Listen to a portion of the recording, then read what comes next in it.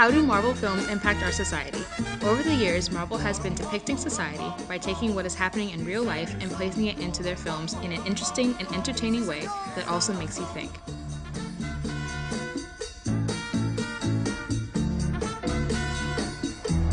The films we'll be looking at today are Captain America: Winter Soldier, X-Men: First Class, Guardians of the Galaxy, The Avengers: Age of Ultron, The Avengers, Captain America: Civil War, Ant-Man, and The Incredible Hulk.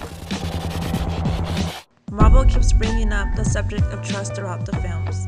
The Avengers. Tony doesn't trust S.H.I.E.L.D. and uses his own methods to find out what they are truly doing behind the scenes. In Captain America: Winter Soldier, Nick Fury tells Cap not to trust anyone when he gives him the USB. Who can't Cap trust with a secret? And what will happen if he trusts the wrong people? And in Captain America: Civil War, Iron Man sees a video of how his parents were killed by Cap's best friend Bucky. He asks Cap if he knew, and Cap says yes. Trust is a big part of society. It is shown in friendships, relationships, family, and the government. In no one we trust. Trust is what makes contracts, plans, and everyday transactions possible. It facilitates the democratic process from voting to law creation. Also, between personal relationships, when you trust your friend with a secret and they tell everyone, you feel betrayed in the end. I've got the power!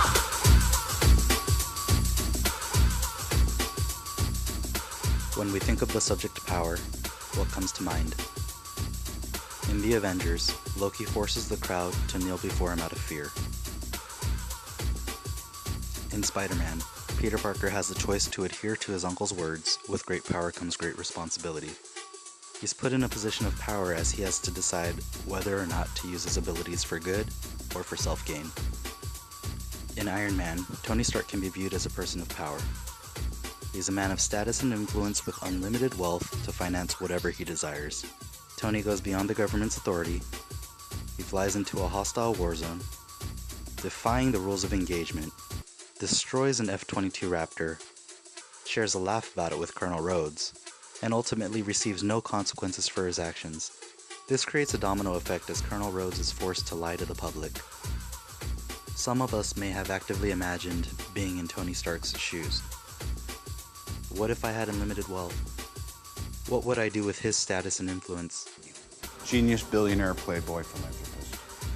Would I be able to influence government through charitable donations? Hillary Clinton, a major donor to the Clinton Foundation, was put on a sensitive government security advisory board, even though he had no known experience in the area. In 2011, the Clinton State Department also added this man, Rajiv Fernando, a wealthy Chicago commodities broker with no known connection to the national security world. I'd like to invite to the stage Raj Fernando. What he was known for before and after his appointment was raising and giving hundreds of thousands of dollars to Democratic campaigns and as much as $250,000 to the Clinton Foundation. At some point in everyone's life, they go through a period of trying to figure out who they truly are or want to be. This mainly happens around high school or college. While going through this period, people may be influenced by other people who are around them, telling them who they need to be. This influence can be good or it can be bad. In The Avengers: Age of Ultron, Wanda begins being against the Avengers and wanting revenge. But once she realized what she was doing was wrong, she changed. In an article by Kara Terrence, she writes 4 steps to help you realize how to be you. The most important is to find and connect to your purpose. This connects to Scarlet Witch when she begins to freak out about what is happening around her. After a quick talk with Hawkeye, she realizes who she wants to be, what she wants and needs to do. In Captain America: Winter Soldier, Natasha reveals that she has many different identities. This is to protect herself from her past, and she's always changing. The Marvel Cinematic Universe shows this with different hairstyles. At the end of the film, she tells them she has to find a new identity after blowing all her covers. I blew all my covers. I gotta go figure out a new one. In X-Men: First Class, it is very obvious that Mystique has big identity issues. She hates the way she looks and desperately wants to change that. She mocks a girl in the beginning of the movie who says mutant and proud about her eyes. Mutant and proud.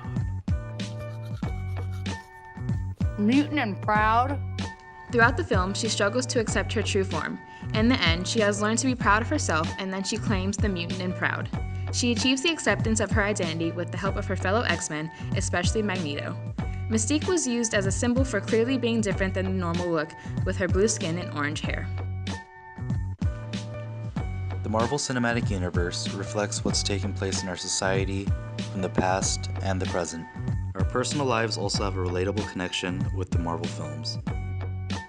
Mystique went through many issues figuring out who she is and accepting that.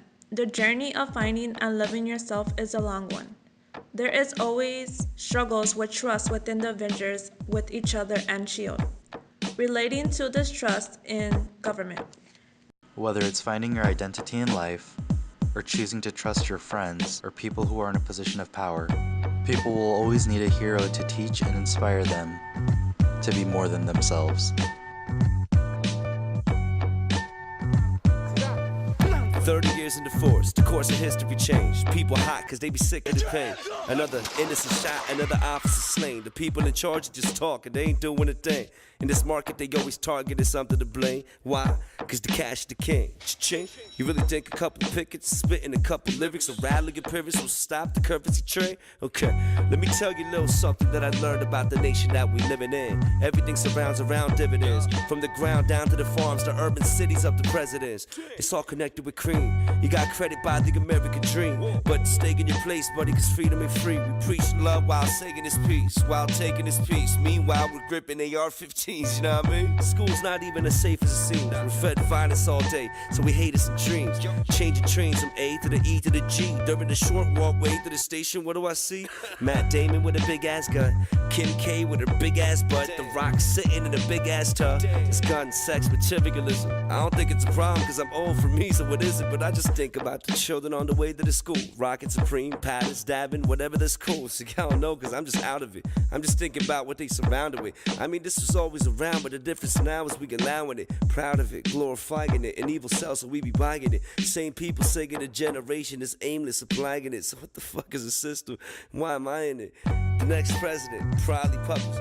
Who's gonna win it? Clinton. I mean, probably Trumpers. And I'm just getting by, vibing the Donnie Trumpers.